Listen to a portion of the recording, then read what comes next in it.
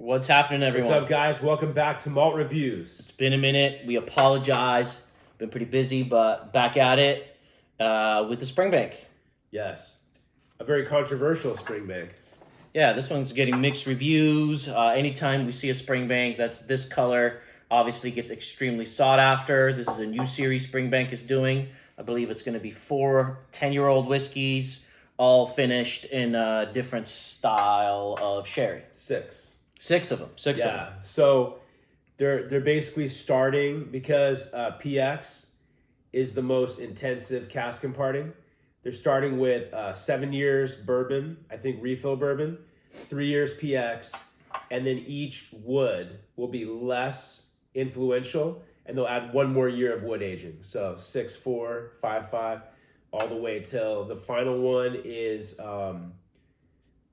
either a Amontillado or Manzanilla. Well, there's a little image graph we'll post on the description that shows it. But yeah, the final one I think is Amontillado or Manzanilla, maybe Manzanilla.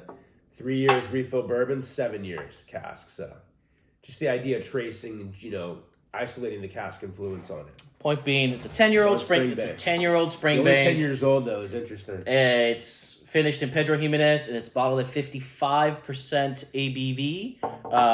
Not cask strength, but 55%. Right. So and that's they're all going to be that. Okay. Yeah. And it is distilled July 2012, bottled October 2022, 10,800 bottles. These obviously retail here in the States for around $200, but at auctions now, these are going for around $600. They're going crazy, man. So the demand for this is crazy. And all right. And it'll be interesting to see, does the first one maintain the highest secondary value? Is it because of the color? That'll be interesting to track. Usually, when it's a series, it tends to be that first way. one and the color. So we'll check them out. All right. On the nose. On the nose. Yeah, sorry, it does say, refill bourbon barrels. 7 years and 3 years fresh Pedro Jimenez hogsheads. I'm getting some rich... From Spanish. Rich, fudgy, heavy sherry right off the bat. It's obviously not been sherry the whole time, but it's a very, very active cask. It's very active, yeah. I forget, you can look it up. Pretty easy Google. I forget the bodega, but it's a pretty well-known bodega. Like Springbank knew, they did a lot of research and they specifically chose this bodega to use for this bottle. This is rich, fudgy, dark dates, rum raisins, chocolate covered almonds. I get absolutely explosive boiled down strawberries, raspberries, red currants, black currants, and right away the funk part of it I get is deep, rich motor oil. Like if you had the strawberry, raspberry, red currant, black currant flavored freaking motor oil. That's the Campbelltown Springbank funk part of it I get.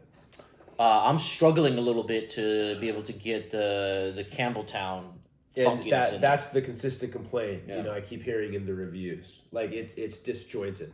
In terms of the berry fruits you mentioned, if I do bring the glass a little further away from the nose, I could see those black currants, the blackberries.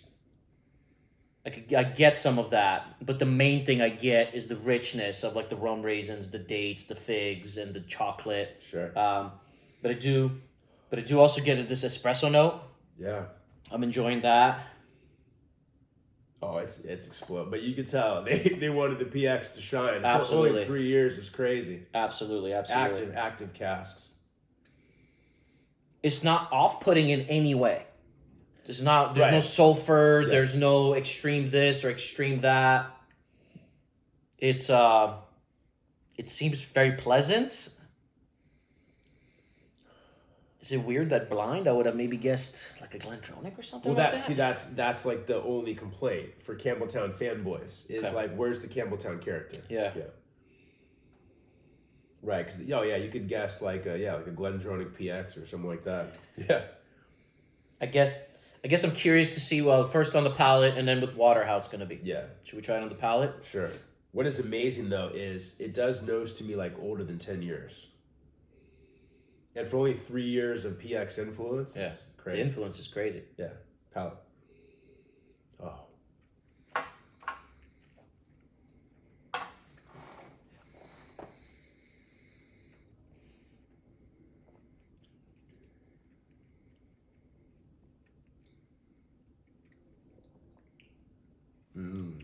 of that motor oil funk.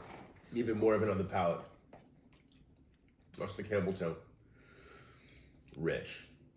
And all those berries. Oh. Rich. Combination. Sherry spice. And Spanish oak spice, right? Gorgeous. Coffee, yeah. I'm getting chocolate covered cherries. Oh yeah. Like good quality, like dark. Yeah, like cherry cordial. Almost like moldy cherries that are chocolate covered. Yeah. Yeah. And this is our first dram of the day.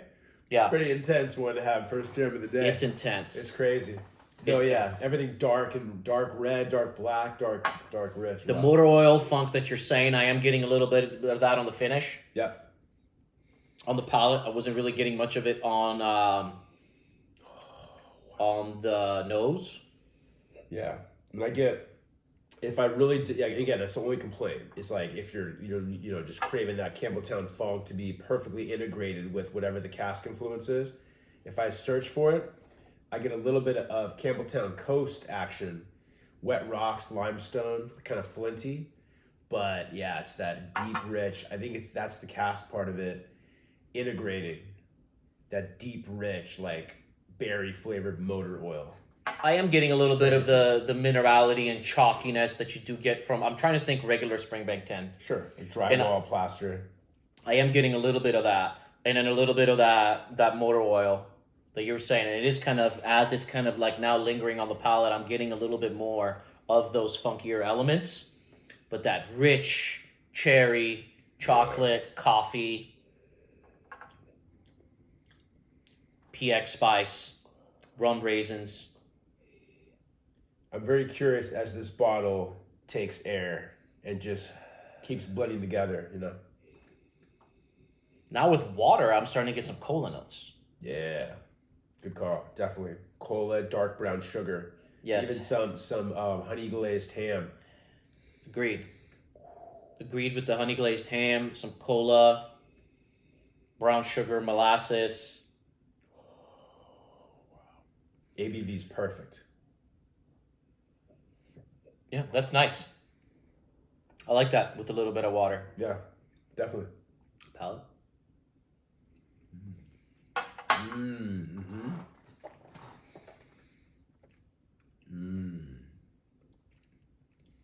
Yeah, the meat's coming out. Same thing. Honey glazed ham, a little prosciutto, dark brown sugar, cola. You said coffee still. Coffee went a little lighter, like cafe latte. Wow. Yeah. Still like raspberries, strawberries, but now more in the background. I'd say, even though I feel like it got oakier with water on the palate, I do prefer it with water overall, but it did get a little oaky. Yes. The oak kind of really started showing its presence, but it's tasty oak notes. It's good. Yeah. Yeah. It's like it's chewing on some like sweet oak. Yeah. Sweet Spanish tannins. And I tend to be a little more sensitive to oak than you are. You're more sensitive to sulfur. I'm more sensitive to oak, but yeah, it's not too dry at all. Not getting any sulfur. No. I am getting a little bit of that minerality, a little bit of that motor oil, but also a little bit of cola with coffee. Still getting that dark cherry with chocolate. Still getting the rum raisin, the figs.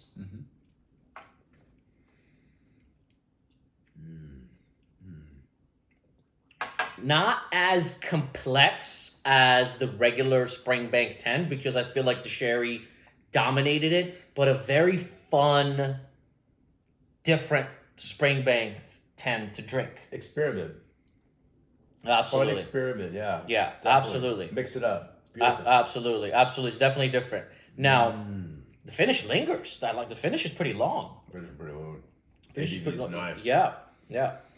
Finish lingers. Now, is this... Oh, wow, it's good. Is this... Delicious. This ultra special whiskey that deserves what it's going for on auction? In my opinion, no way. No, of course not. Would I buy it at retail, even though it's quite a bit more expensive than the 10? I would, because I'm such a Springbank fanboy, obviously, and I would want it in my collection, and I would want to try it, compare it, have friends try it, and it's something I would want to own and try, and it is tasty. It's a fun drink, but what it's doing on the secondary is insane. It's expected because Springbank and funny modern Springbank bottling secondary prices look at 21s, 25s, but it's insane. But the problem with it, I want them all now. I want to be able to compare them all. Yeah. Well, anything Springbank we want. Yeah, but the fact that the first one, to me at least, is a hit, I want to try all the other ones too. The Palo Cortado is next, coming out later this year, probably fall, October of this year. Yeah. I haven't watched many reviews on this. I think I've only seen one review on it, one or two. And it wasn't a good review. I think I'm enjoying it more. I've seen 3, and they didn't like it as much as I do.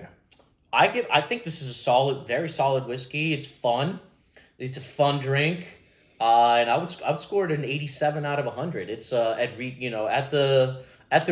would pay up to $200 for this because it's Springbank. Perfect retail. Yeah. Yeah. Yeah, because it's Springbank. It's unique. I think it's a fun drink. It's not necessarily better. It's not better than the regular 10, and I know it's priced higher, but it's just a different fun version. Right. It's different. It's hard to compare. Yeah. Like a really good 10, a really top year 10, I would say is better still. Well, it's more Springbank. Yeah. This is like had to like dig to find some of the Springbank notes, and maybe knowing that it's a Springbank, we're able to find it, but right. Blind, I think it would be hard, and I wouldn't hesitate to call it a Glendronach blind. Right. Yes, exactly. Yeah. And I would think if I thought Glendronach, I would think it's older than 10 years old. Yeah, me too. As a PX cask, which says a lot. Yeah, I'm really enjoying it, and that's why I give it an 87. So I'm gonna go 88 on it. Mom. Yeah. I love it. There you go. Different take. We enjoying this, and hopefully we'll be able to bring you the rest of the series. Until then. I know we've not done a good job of bringing out consistent reviews, but we'll definitely try harder. And we'll see you guys soon for many more.